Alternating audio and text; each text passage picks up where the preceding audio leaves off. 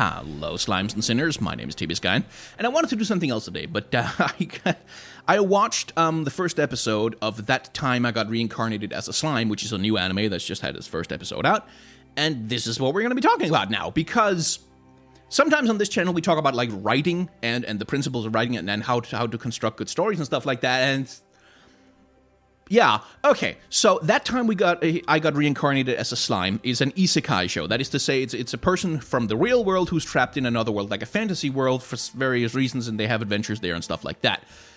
That's a popular genre these days, and there's a lot of ways to go about constructing a genre like that, and That Time I Got Reincarnated as a Slime gets, like, all of them wrong. All of them. It's a show that has in my opinion, the first episode is kind of hot garbage, but it's hot garbage for some interesting reasons. Now, before we go any further, though, this is a show that has really good animation, and it has a really interesting, like, it genuinely has quite a good visual style, and it's got, like, the animation is, like, leagues above what you usually see, especially in light novel adaptations, especially in isekai shows. Visually, it's a really, really compelling, good, interesting show. It's got a lot of visual flair. It's got a lot of great production value. For that reason alone, I can recommend that you watch it. But if you're writing a fantasy story, or any kind of alternate universe fiction of any kind, or sci-fi, or whatever it may be, do the opposite of what this show is doing, because, oh lord. Okay, so, to recap the start of the episode, there's an introduction little 40-second sequence or something where we set up some future storyline about a character who gets swept up in a fire tornado in World War II era Japan. I don't know what that's about either, but that's something that's to be introduced down the line. But then we get introduced to our main character, and when you're writing a Trapped in Another World show, a typical conceit is to take a protagonist from the real world into the fantasy world in order to make it easier to world build, and in order to provide the audience with a relatable point of view character. That is to say, someone who enters this weird fantasy world with all its weird conventions and weird rules, and who will ask the same questions about that fantasy world as your audience presumably might be inclined to do. Like, why is the economic system like this? What's the kind of government system that you got here? The kind of thing that you would be hard-pressed to get two people who live in the world to explain to each other because they already both know it. But that's the kind of thing that a protagonist from the real world can ask those questions, find those answers, and will be motivated to seek out that information so that you can get your audience up to speed as well. It's a useful technique for constructing a world, for world building, especially when you're doing it on the go. Like, if you're doing in medias res, if you're starting in the middle of the action, if you're not having a lengthy introduction sequence, then having a protagonist who will ask questions as you go can be a really efficient way of doing that. And That Time I Got Reincarnated as a Slime knows that, but it falls into one of the major pitfalls of that approach to protagonist creation. When you have a protagonist whose primary function in the narrative is to be a point of view character, is to be someone who can enter the audience into the universe, there's a tendency to create protagonists who are, how shall we say, kind of really fucking bland. Like, protagonists that don't have much in way of a colorful personality, because they're supposed to be our point of view characters. Like, you keep the main character kind of flat in order for the audience to have something to project themselves onto, a relatable thing that they can use to enter the world themselves, a self-insert character, if you will. There are ways to do that well, there are ways to do that poorly, but one of the worst ways, in my opinion, to do it is to have a character who literally is just a completely empty blank slate with no discernible personality whatsoever. And that's what happens in The Time I Got Reincarnated as a Slime. When we're introduced to our main character, literally his opening monologue in the show is like, I have lived a completely normal, boring, uneventful life. I have done nothing of any interest whatsoever. I have taken the expected normal career path through the world, and I'm perfectly content with my life. Absolutely nothing is wrong. I have no desires. I have no needs. Everything is fine, and I have no reason to want anything else for myself. And then he meets up with a coworker, and they talk for like 2 seconds, and then some random lunatic runs out of the crowd and stabs the protagonist to death. That's how he gets reincarnated as a slime, is because randomly, for no reason, a psychopath runs out of the crowd, stabs him to death, and runs away. It's not even a mugging. Like, it's not even a thing where the dude wants, like, I want to get your money. It's not even like, they don't even give him the contrivance of like Batman's origin story where his parents get killed in a mugging. No, it's just a guy with a knife who comes running and puts the knife into the protagonist, and then he runs away. And it's so out of nowhere, and it's so completely unmotivated by the story. It doesn't tell you anything about the world that the protagonist is living in. And the protagonist's reaction to the stabbing doesn't even really give us any insight into his personality or character, because literally he just pushes his friend out of the way, and then he gets stabbed instead. And there's no reflection, there's no character moment, there's no personality to it. It's just, we need him to die so he can enter the fantasy world, so we're going to stab him to death in the most random, out-of-nowhere, unmotivated stabbing I have ever seen in my life. Now, maybe if you've read the light novel, you're about to tell me that 30 chapters down the line we learned that the guy who stabbed the protagonist to death was actually an assassin from the other world who was doing a thing involved with a complicated plot in the background, stuff like that. Yeah, sure, whatever. But this is the first episode, this is my first impression, this is the thing that's supposed to get me interested in the world, and all I see, the only thing I can read from it is, okay, the writer didn't actually want to try. They didn't want to bother making an effort here, they just wanted, he gets stabbed, and then fantasy world. It's lazy. It comes across as the laziest fucking thing in the world. And the reason why I'm not willing to give them credit to be like, okay, maybe there's a point to it, maybe there's some secret reason behind it, is because of the next thing that happens. As he lays bleeding and dying on the ground, he's like, ugh, dying sucks. I hate pain, and I hate dying. And then we cut to some AI robot voice saying, oh, you don't like dying? Dying is bad. Okay, so let's give you damage resistance and fire resistance and temperature resistance and give you skills and traits. And it's like, the fuck is going on here? Well, as it turns out, as he lies dying, his thoughts and his wants and like his little internal monologue about holy shit, I don't want to feel pain and I don't want to die becomes instructions for some unseen off-screen AI character to decide to build him a character sheet. Like, that's literally what's going on here. We have an AI that's interpreting what he's saying as he's dying as commands for building him a character sheet for a new character that he can play in the other world. And so the reason that's there is in order to provide a justification for the character when he enters the other world to have the abilities that he does. Like, he's gonna enter the other world, and he's gonna have certain attributes, traits, abilities, and stuff like that that's supposed to help him drive the plot forward. And again, it's like, there's a way to to have the character acquire abilities like that in an organic way through the plot, but the writer didn't want to. They didn't want to actually go through, like, sort of, oh, having this ability, does that say something thematically about his personality? In the sense that, for instance, Ainz in Overlord is undead, and oh, right, that's a reflection on his character in the sense that he's sort of dead inside in the real world. Oh, he's literally dead in the fantasy world. Oh, it's a reflection on his character. There's a thematic resonance there. Not really. It's just, oh, let's give you this ability and that ability, check this one off the checklist and that one off the checklist, and it's so fucking, and it's alienating. It's really alienating because all I see is a writer who, like, I don't want to bother. Like, does he have abilities that are, like, thematic to his personality or his character arc? Nah, it's just a random AI interpreting shit that he's saying as he's dying. And then, okay, finally, he gets to the other world. We're finally there. Hooray for that! Now the fun begins, because he wakes up in the other world and he's a slime, right? And he goes around, oh my god, what's happened to me? This is weird. I can't see anything because I don't have eyes and blah, blah, blah. He's sort of getting acclimatized to his new body. And then he accidentally, like, absorbs a flower as a slime. He absorbs it and it dissolves inside him.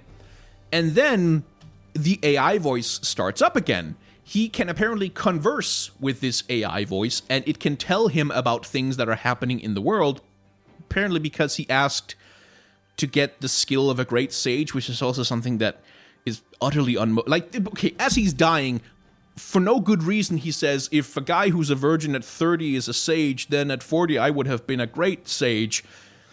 I don't know if that's a Japanese aphorism or something that he used, but apparently that's enough for the AI to give him the skill of being a great sage and to know stuff. Anyway, he starts conversing with the AI about what the hell is going on to him. And okay, so what's happening is essentially you, the audience, are treated to a dramatic reading of a fucking Wikipedia page.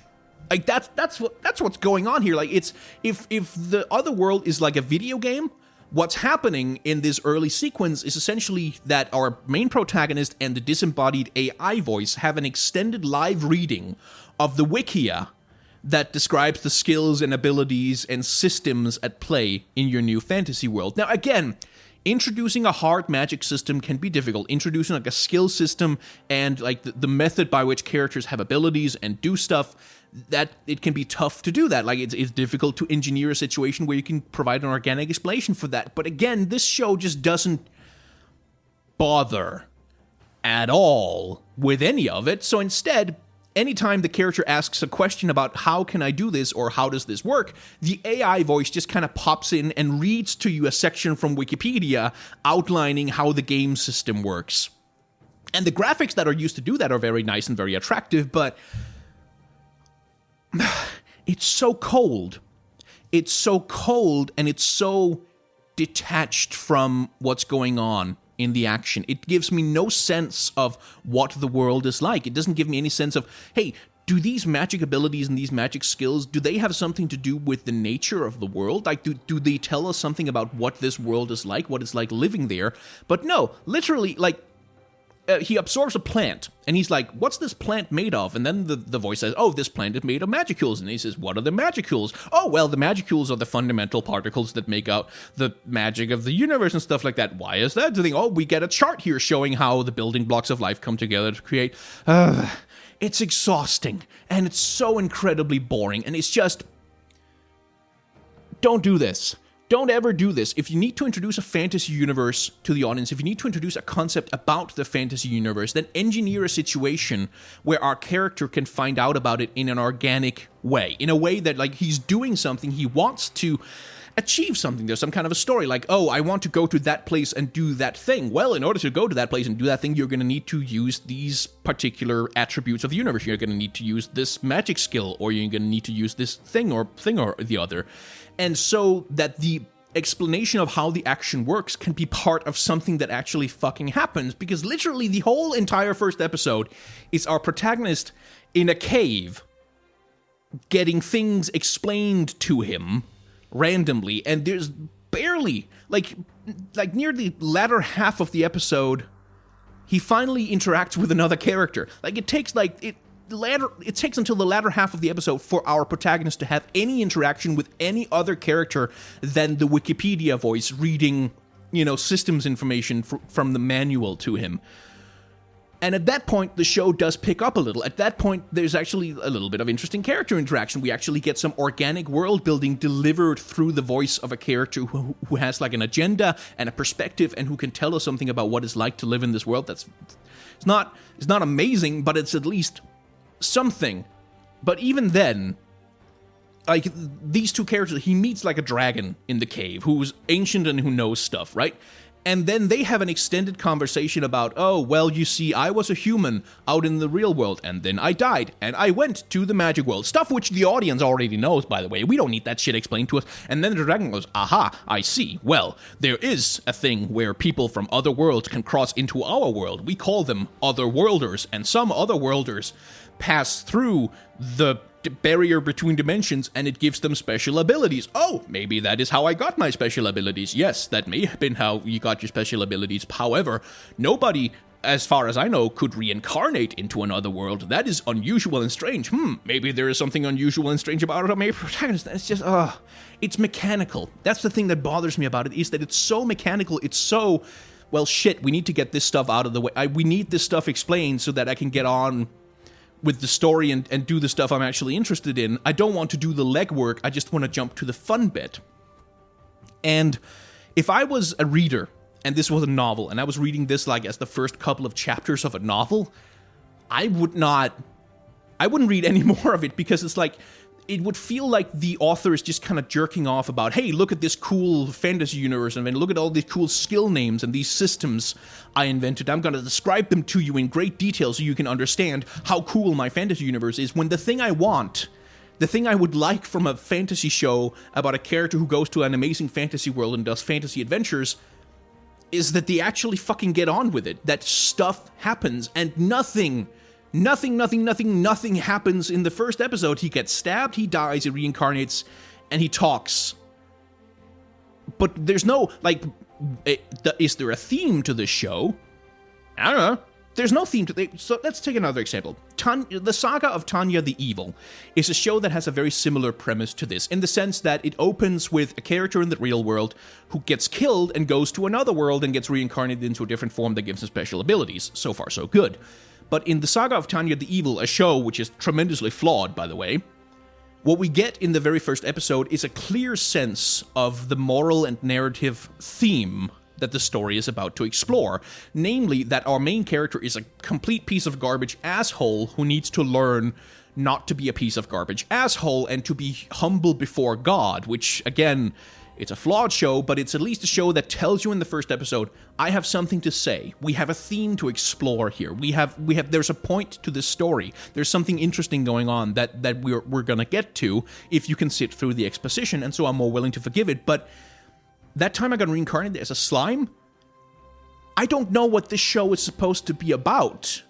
What's the story? Is he in this new world because he needs to learn something? Does he have a character arc? Is there some kind of growth he's supposed to have? Is what kind of change is he supposed to enact? What does the character fucking want?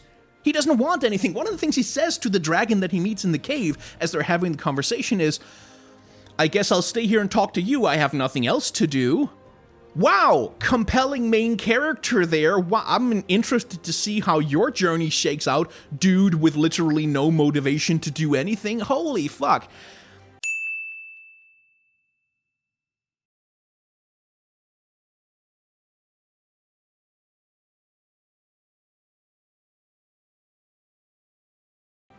It's bad. It's such bad writing. The main character has no character. He has none. He has no character. He's a completely blank slate with no character whatsoever. The dragon that he meets doesn't really get to establish much of a personality either, because it's mostly just there to talk to him about exposition shit. It's so mechanical, it's so flat, and it's so alienating because it feels like the author did not give a single shit about constructing their world. They just wanted the world. It feels like what the author wanted was to go out and buy like a pre-made fantasy world, and then they just kind of slap that manual down in front of you and go, here, read this. Read this manual about how the fantasy world works so I don't have to do the work. And then come back, and then I'll try and tell you a story, but I don't want to do the work of bringing you into the fantasy world. You have to do the work. You have to sit through the explanations. You have to sit through the exposition. You have to sit through all of this nonsense, because I don't want to do the work to make it interesting for you. And it's just, if you're writing a fantasy story, don't ever do this. Don't ever do this. Don't ever do any of these things. If you need to do world building integrated with the action, if you need to communicate some aspect about the universe, connect it somehow to the arc of the character's journey or to some thematic element of your universe. Like that's Avatar: The Last Airbender has one of the greatest heart magic systems in the world, and it spends a long-ass time explaining all the finer points and the details of earthbending, firebending, airbending and waterbending, how they work, how they're spiritually connected to the world that they live in, like what they say about the kinds of people who use those different types of bending. They use it to explore the characters. That's how you do that kind of world building. Don't do it like this show does it. Don't just throw a fucking manual at your audience's head and expect them to do the reading while giving them no story, no character, no want, no need, no motivation, no driving impetus for the action of any kind to relate to at all. It's really, really, really fucking bad. Okay, so if you have enjoyed this long, extended rant about how not to do an isekai show based on the first episode of one show that I just happen to not like, now that I say it out loud like that, it really does sound bad. But you can hit the like button if you're inclined to want to. If you do, thank you. I very much appreciate it. You can also subscribe to the channel. There's a subscribe button down below and the bell icon, YouTube stuff, yada, yada, yada. You can also, I do have a Patreon that if you want to support this channel and empower, if you want to stop me doing rants like this ever, you can support the Patreon and go right on the Patreon that you want me to stop doing rants like this, and I'm probably going to listen to you because you've paid me money to listen to you. Or you can support it if you want to help the channel out. If you can't, of course, that's completely okay. Don't worry about it. Now, if you didn't like this video, that's completely okay. There's a dislike button down below for that very purpose. Now, the thing to know about the dislike button is that once upon a time, in another life, in ages past, like before the Earth was formed and before the stars were blinking in the sky, the dislike button was another creature at another time in another universe, and it committed terrible sins against its people. It committed such atrocities as its world had never known, and so to punish it for its transgressions, the god of that distant, now ruined world transformed it and sent it hurtling across all the dimensions of time and space until it collided with our universe. And it was integrated into the code of a video sharing website called YouTube. And so its punishment for all of eternity now is to be a means for people on the internet to tell other people on the internet that they didn't like their content. So I just wanted to warn you that if you click the dislike button, you're participating in the religious punishment of a sentient entity from another universe whose rights have been stripped away by a cruel god whose name we shall never know. And if you have some moral objections to being part of that kind of